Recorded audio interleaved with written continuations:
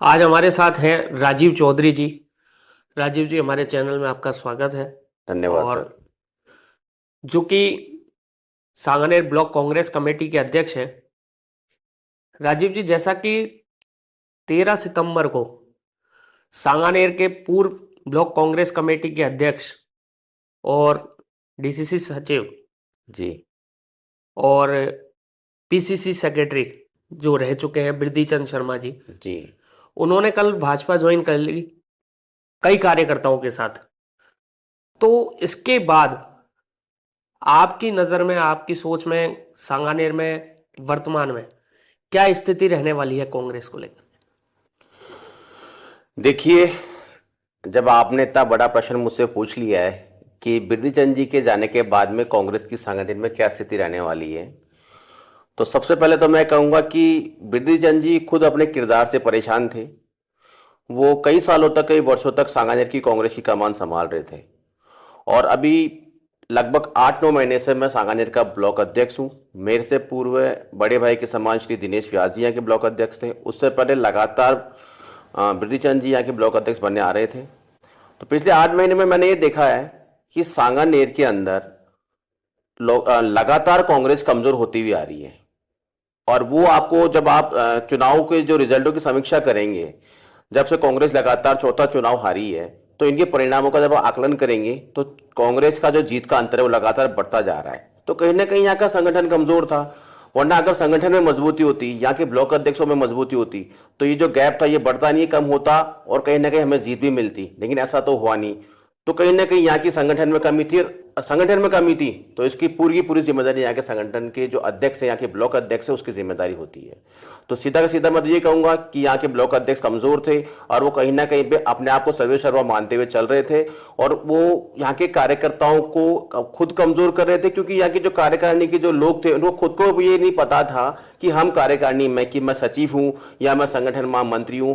वो अपने आप ही इसको पूरे को चलाना चाह रहे थे। लोगों को कभी उन्होंने आगे बढ़ाया नहीं और नए लोगों को जोड़ने में वो लगातार कमजोर साबित हुए। सर, अभी जब से आप पिछले 8-9 महीनों से बता रहे हैं कि सांगानेर की कमान आपके हाथ में है, तो आपने कितने कार्यकर्ताओं को यहाँ जोड़ा है पिछले कुछ समय से?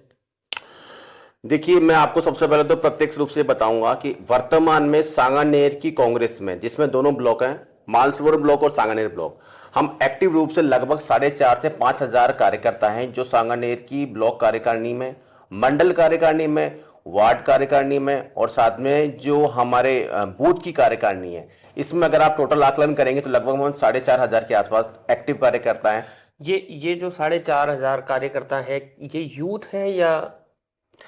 नहीं, सिर्फ यूथ नहीं है, हर उम्र के, हर वर्ग के लोग इसके अंदर शामिल हैं। और उनका मैं डाटा, मोबाइल नंबर, हमारे पास पूरा रिकॉर्ड है। और ये सारे सारे के सारे लोग प्रतिज्ञाबद्ध हैं कि इस बार हमें कांग्रेस का परचम सांगानेर विधानसभा में फहराना है और मजबूती से हम इसकी ओर आगे बढ़ रहे हैं। और संगठन इस बार दुगने नहीं, मैं तो कहूंगा 100 गुना ज्यादा हॉर्स पावर की ताकत के साथ में लगा हुआ है, ताकि हमारी पार्टी का विधायक तैनात हो और सांगानेर को एक जयपुर शहर की जो विधानसभा की जो सूरत होनी चाहिए, उस सूरत में सांगानेर विधानसभा को लेकर हम आगे बढ़े। 2008 की बात करें तो बिरजी चंद शर्मा जी का नाम पैनल में चला, टिकट काट दिया गया। 2013 की बात करें, फिर पैनल में नाम आया और फिर टिकट काट दिया गया। वही स्थिति फिर 2018 में हुई। तो 3 बार लगातार टिकट कटने के बाद कहीं ना कहीं तो लगता ही है कि पार्टी को इतने समय से अपनी सेवाएं देने के बाद भी अगर पार्टी ने उनके लिए कुछ नहीं किया, तो ये डिसीजन इनके लिए जो रहा वो सही है या गलत है? देखिए, आपके सवाल में ही आपका जवाब छुपा हुआ है। 3 बार उनका नाम चला और तीनों बार ही नाम कट गया, तो कहीं ना कहीं तो कमजोरी उनमें रही भी होगी। ये तो दिखती सी बात है। वरना तीनों बार नाम जाने के बाद में अगर टिकट नहीं मिलता है तो कहीं ना कहीं कमजोर आदमी की कमजोरी दर्शाती है। तो आपको लगता है कि मतलब अब अगर वो बीजेपी में गए हैं तो सांगानेर में कोई इफेक्ट नहीं पड़ेगा कांग्रेस में? कांग्रेस पे यहाँ पे इफेक्ट पड़ने के लिए था क्या?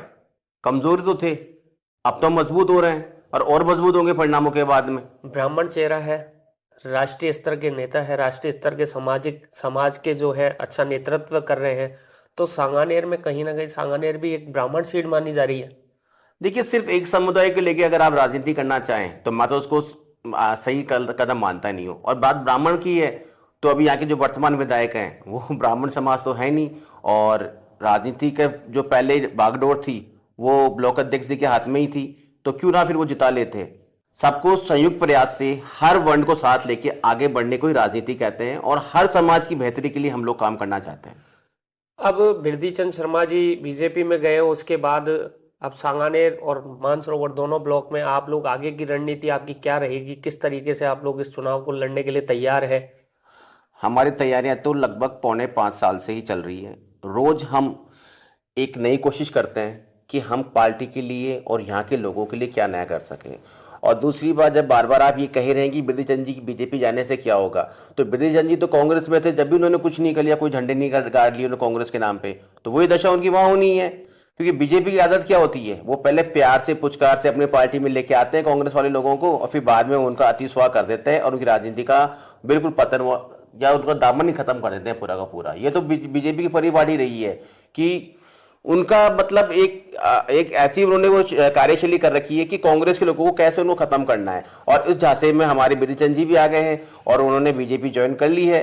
तो मैं उनके लिए भविष्य के लिए मैं उनको शुभकामनाएं देता हूं कि अगर आप गए कुछ सोच समझ के गए होंगे, और आपकी जो अपेक्षाएं जो कांग्रेस में पूरी नहीं हो सकी, तो भगवान चाहेगा तो आपकी अपेक्षाएं बीजेपी में पूरी हो जाएंगी।